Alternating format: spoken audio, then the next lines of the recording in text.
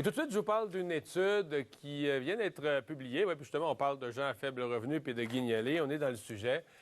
Sur une autre étude, il y en a eu plusieurs, sur le salaire minimum à 15 mais un angle qui a été assez peu regardé jusqu'à maintenant, c'est l'Institut économique de Montréal qui dit « Voici des MRC ». Des MRC où l'emploi serait beaucoup plus à risque que, par exemple, à Montréal. Et bon, quand on regarde cette liste de 25 MRC, on est vraiment... On est en région, on est dans ce qu'on appelle souvent les régions plus éloignées. Alexandre Moreau est analyste en politique publique à l'IADM. Bonjour. Bonjour, M. Dumont.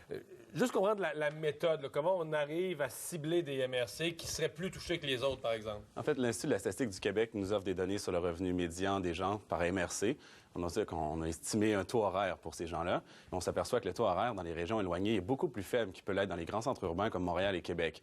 Et donc, l'effet du salaire minimum à 15 qui serait augmenté rapidement, l'effet sur les régions, là, les MRC, ça serait dramatique. Plus brutal. Et vraiment, vraiment. Et là, on parle pour des régions comme en Gaspésie où c'est particulièrement la pire au Québec, on serait en Gaspésie? C'est Percé, oui. C'est Percé. On parle de 56 des travailleurs qui seraient à risque. Donc, c'est vraiment considérable. Là. Et ce qu'on entend Pourquoi? Parce que c'est une économie de PME qui se retrouverait peu ou pas de grandes entreprises dans un coin comme ça. Oui, exactement. Et en fait, là, on regarde le salaire médian, donc c'est la moitié de la distribution des travailleurs qui auraient entre ce salaire-là, 15 de l'heure, et le salaire actuel minimum à 10,75, là, on a 50 des travailleurs environ. Donc, c'est énorme. Les salaires sont très faibles. Et pour une petite entreprise, pour un petit commerce, une augmentation aussi drastique, ça aurait des effets considérables. Et donc, pour eux, ils pourraient soit couper les emplois, donc des pertes d'emplois pour les travailleurs. On pourrait aussi diminuer le nombre d'heures, diminuer les bénéfices non monétaires. Donc, inévitablement, là, il y a des coûts qui sont assumés par les travailleurs. Et ça peut être dramatique pour des régions qui, d'ailleurs, au cours des dernières années, là, ont la difficulté avec l'exode rural. Il y a beaucoup de gens mais si je vous lis ce matin, vous allez jusqu'à dire, vous poussez le raisonnement jusqu'à dire, il y aurait un danger d'accélérer l'exode. Oui, exactement. On voit, au cours des années, il y a beaucoup d'entreprises dans le secteur manufacturier qui ferment. Il y a des gens qui quittent les régions. Et vraiment, là, c'est rien pour aider les régions qui ont de la difficulté à garder leurs travailleurs.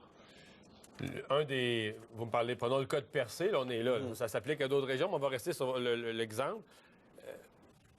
Les gens qui sont favorables, j'en ai reçu, qui sont favorables à la hausse, nous disent, oui, mais à Percé, par exemple, mais si tout le monde gagnait plus, tout le monde gagnait 15 et plus, il y aurait plus d'argent dans la ville. Donc, les petits commerces dont on parle, là, qui auraient plus de masse salariale à payer, mais il y aurait des clients plus riches devant eux, ça s'équilibrerait. Mais ce qu'ils oublient en disant ça, c'est qu'il y a des gens qui vont perdre leur emploi.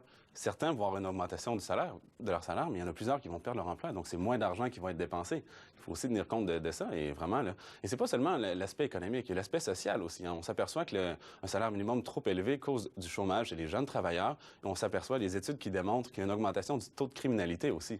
Donc, c'est pas seulement une question jeunes travailleurs parce que rendu à un certain salaire, par exemple, un étudiant ou un travailleur qui n'a aucune expérience, on va dire, on n'est pas prêt à donner 15 de l'heure pour lui, fait qu'on l'emploie carrément pas, c'est ce qui se produit. Exact. Mais ce qu'on voit d'ailleurs, c'est peut-être 70 des gens qui sont au salaire minimum, c'est des gens qui ont 25 ans, 34 ans et moins. Donc, c'est surtout les jeunes travailleurs qui seraient affectés par cette mesure-là. Mais par contre, la différence qu'on voit dans les régions comme les MRC qu'on a citées, eh bien, c'est qu'eux, c'est une tranche de travailleurs qui est beaucoup plus âgée. Donc, c'est des gens potentiellement qui ont un ménage à faire vivre. Et donc, pour eux, les conséquences sont beaucoup plus dramatiques. Là. Vous présentez cette étude-là aujourd'hui, ces jours de guignolés. Une des choses qui se dit et qui se répète et qu'on se constate, c'est qu'il y a de plus en plus de gens qui ont besoin des banques alimentaires ou de toute autre forme d'aide d'urgence du genre, malgré le fait qu'ils ne soient pas des gens sur l'aide sociale, qu'ils soient des gens qui travaillent, mais que leur revenu de travail ne leur permet pas de joindre les deux bouts.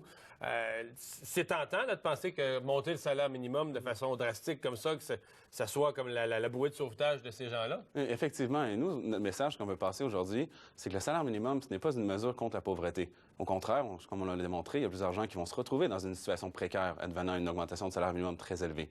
Donc, nous, ce qu'on dit, c'est si on veut vraiment aider les gens qui ont des faibles revenus, et il y en a quand même plusieurs. À 10,75, là, c'est difficile de faire l'épicerie à chaque semaine. Ça dépend. Si t'es un étudiant à 10,75, tu vis chez tes parents, c'est pas si pire.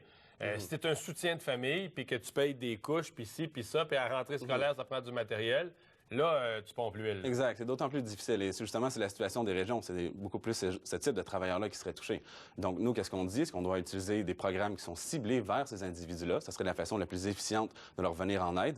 C'est une façon d'augmenter, si on veut, leur revenu disponible. Donc, ce serait plus facile pour eux de faire l'épicerie, de faire des activités en famille ou peu importe. Mais ce qu'il faut retenir ici, c'est que le salaire minimum, c'est pas une façon d'aider ces gens-là.